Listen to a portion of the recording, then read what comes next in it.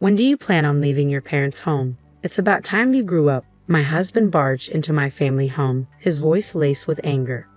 That should be my line. The one who's been ignoring me is you. I don't have an ounce of love left for my husband, I retorted, my patience wearing thin. What's up all of a sudden?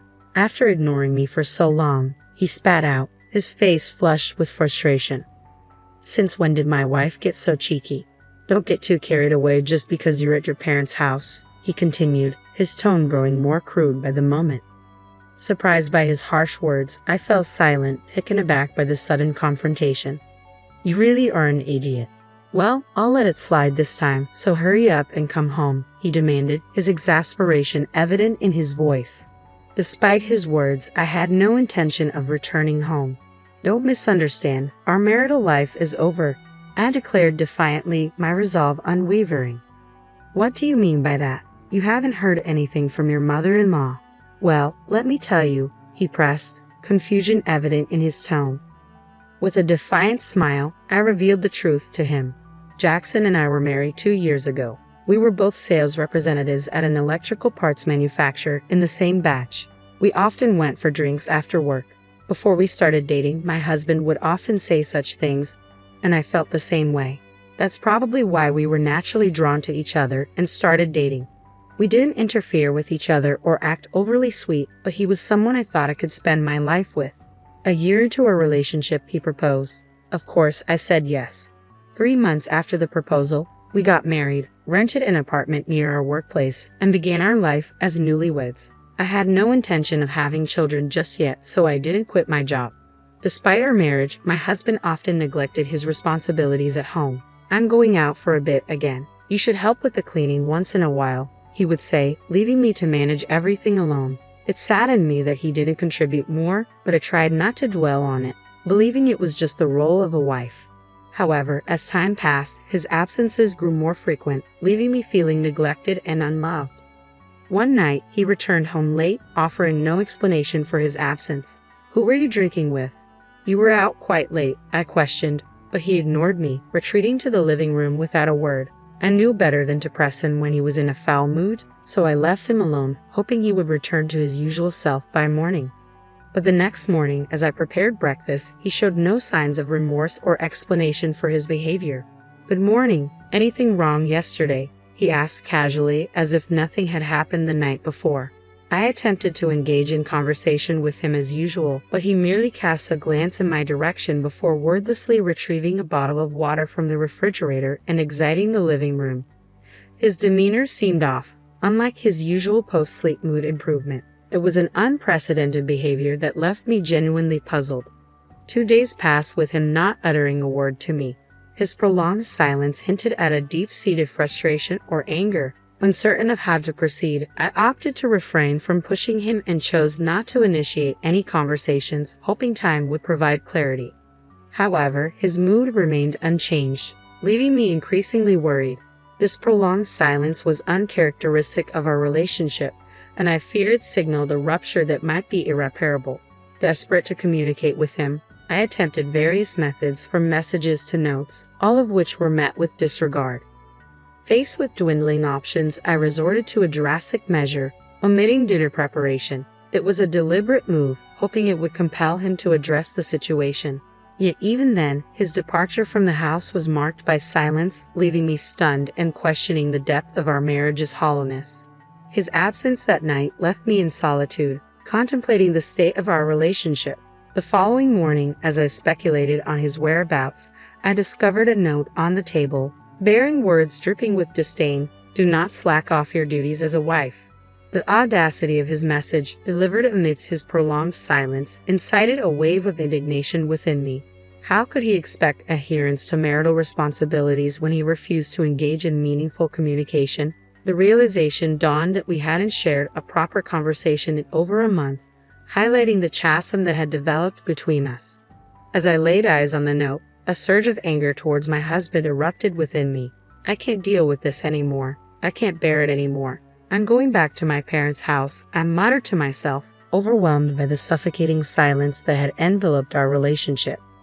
Leaving those words beside my husband's scribbled note, I made the decision to return to my parents' home. After an hour's journey from the apartment we shared, I finally arrived, greeted by the shocked expressions of my parents. "Emily, what in the world happened?" they inquired, their concern evident. I explained the situation, and without hesitation, they welcomed me with open arms.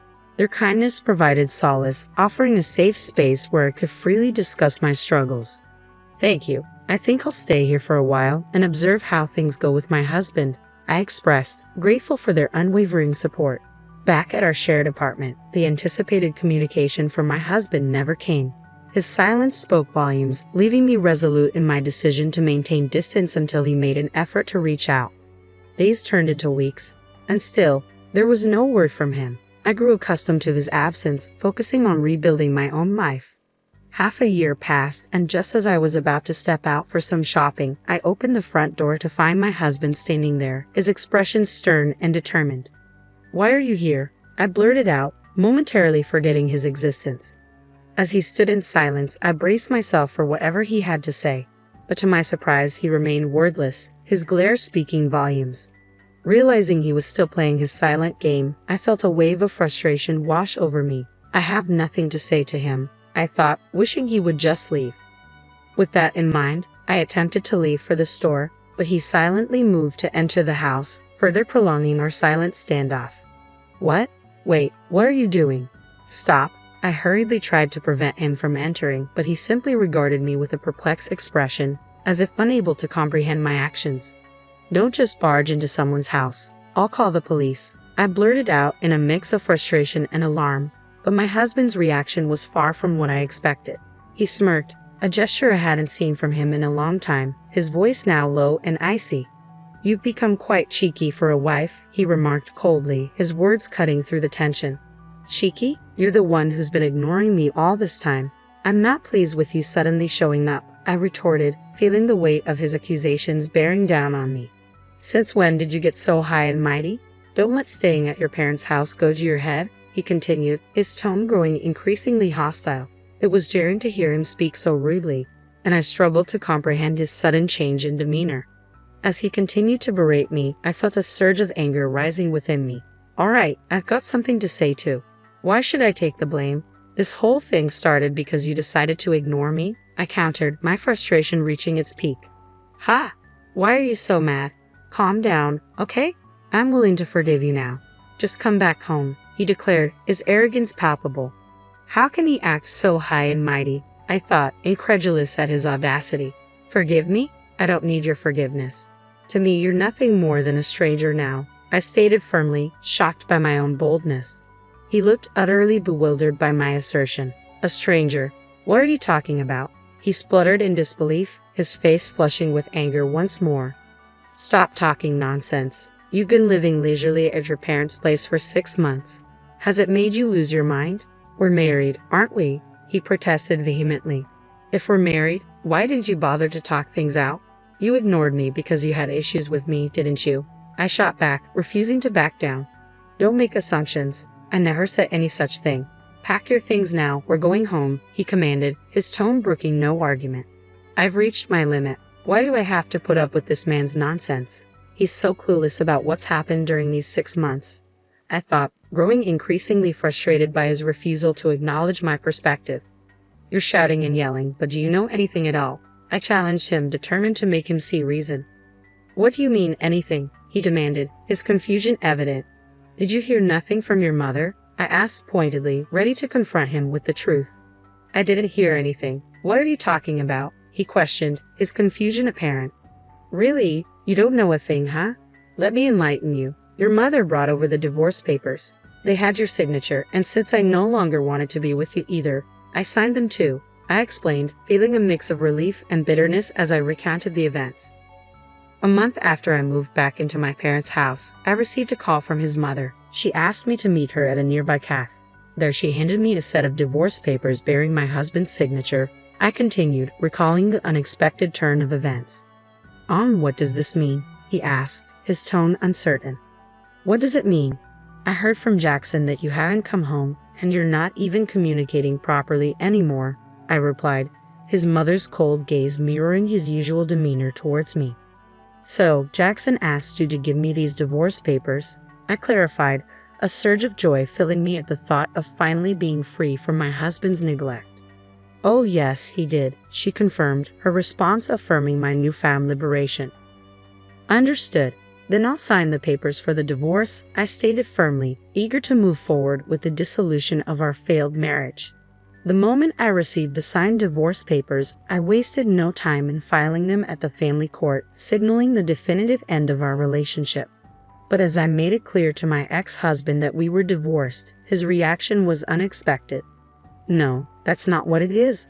I gave the papers to reassure my mother, he protested, his sudden panic contrasting with his earlier indifference. I was dumbfounded by my ex-husband's response. So I didn't intend to file those divorce papers. They're invalid, he continued, his attempt to backtrack futile in the face of legal reality. If he had no intention of filing them, why did he sign them? I countered, growing increasingly frustrated by his refusal to acknowledge the gravity of the situation. Just so you know, I've already filed the papers at the family court. They can't be invalidated now, okay? I informed him, determined to assert my autonomy and move on from our failed marriage. But he persisted in his attempts to downplay the seriousness of the situation.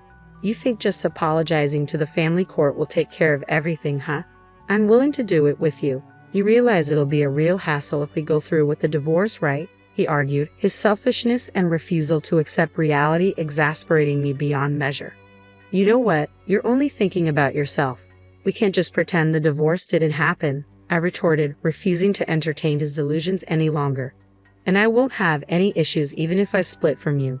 Plus, I already have someone else, I added, his disbelief fueling my determination to move on and find happiness elsewhere. You're lying. You're just saying that because you don't want to come home, he accused, his denial of the truth emblematic of his inability to accept responsibility for his actions. It's not a lie. It's the truth, I asserted, feeling a sense of liberation as I finally spoke my truth. I won't forgive you, I declared firmly, despite the disbelief in my ex-husband's eyes. He could refuse to accept it all he wanted, but the truth remained unchanged. As I pondered how to make him understand, I sensed a presence behind me. Are you okay? My boyfriend's concerned voice cut through the tension, accompanied by raised voices from inside my parents' house. I'm okay. I'm sorry for worrying you, I reassured him, grateful for his support. My boyfriend, still unfamiliar with my ex-husband, looked on with curiosity. Emily, who is this guy? Do you know him? He asked, his protective instincts evident. That's my ex-husband, I replied, watching as my ex struggled to find his voice in the face of my boyfriend's imposing presence.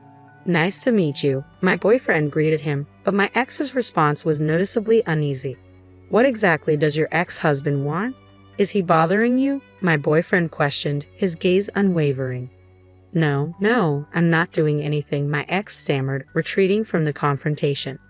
With firm resolve, I escorted my ex-husband out, confident that my boyfriend's presence had deterred him from returning. True to my expectations, he never showed up again. In the aftermath, his own actions and neglect had sealed his fate, culminating in the signing of the divorce papers. It was a testament to his foolishness and lack of foresight. A week later, prompted by my boyfriend's inquiry, I realized I had almost forgotten about my ex-husband. Curiosity piqued, I reached out to a mutual friend for an update. He hasn't been doing well since the divorce. He's really lost his spark, the friend revealed, shedding light on my ex-husband's downward spiral. Surprised by the news of his abrupt resignation from his job, I couldn't help but wonder about the sudden turn of events. It seemed his facade of taking care of his mother was just that, a facade. Despite the revelations, I couldn't find it in me to sympathize. His actions had led to this outcome, and now I was focused on building a happier future with my boyfriend. As a newly divorced woman, marriage wasn't on the cards immediately, but we planned to register next year. With proper communication and mutual respect, I hope to create the happy family I had always dreamed of.